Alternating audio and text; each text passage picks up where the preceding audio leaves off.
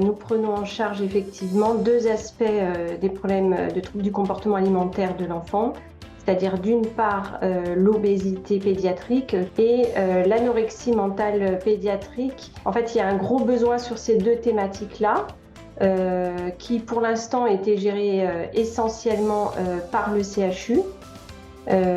Et donc nous sommes une équipe de pédiatres spécialisés. On a ouvert un cabinet dans une clinique à Montpellier. Et de fil en aiguille, en fait, nous ont été adressés ces enfants parce qu'il y avait moins de possibilités de les prendre en charge au CHU. Les enfants nous sont adressés par leur médecin traitant ou par leur pédiatre traitant, d'accord ? Mais nous, sur la structure, nous avons des pédiatres spécialisés donc, pour l'obésité et l'anorexie mentale pédiatrique, c'est essentiellement de l'endocrinologie pédiatrique, parfois un petit peu de la gastro-entérologie pédiatrique ou de la pneumopédiatrie, notamment dans l'obésité, quand on a des effets secondaires liés à l'obésité. Et ensuite, pour la prise en charge psychologique, nous avons une pédopsychiatre et deux psychologues qui accompagnent ces enfants, et également une diététicienne et un médecin nutritionniste pour tout l'aspect alimentaire. On a également une sophrologue qui peut accompagner surtout les anorexiques pour toute la gestion des angoisses autour de l'alimentation.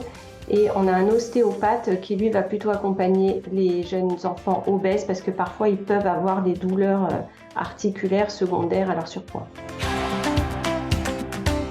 Et ce qui aide le patient, c'est que tout va avoir lieu sur un même cabinet, d'accord ?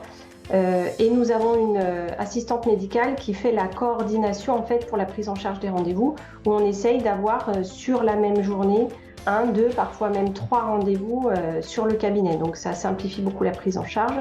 Par ailleurs, nous, on peut facilement discuter des patients entre nous, ou lorsqu'on voit un patient qui nous inquiète, aller frapper dans le cabinet du confrère pour éventuellement évoquer avec lui la question, voir s'il peut le voir rapidement.